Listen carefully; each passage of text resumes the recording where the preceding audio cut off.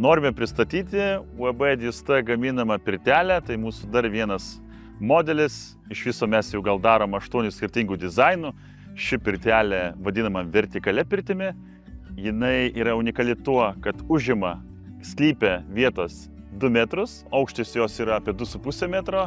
Šiuo atveju pirtelė pagaminta iš eglės medienos, bet pirtelę galima gaminti iš termo medienos, galima padaryti įvairių išorės spalvų skirtingų variantų, galime stogo dangą taip pat kaip visada visose mūsų pirtelėse keisti. Ir dabar ką, noriu parodyti jums vidų.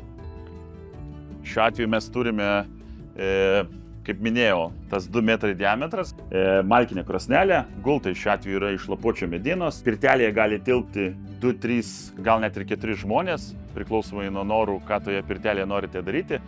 Tai pakankamai aukštas vyras turi galimybę puikiausiai sėdėti pirtelėje. Ant krosnelės visada būna sukomplektuoti mūsų akmenukai. Daugiau gaminių galite rasti užėję į mūsų tinklapį www.djusta.eu. Taip pat sekite mūsų socialinius tinklus ir laukime jūsų skambučių, laukime jūsų vizitų pas mus gamyboje ir iki malonaus.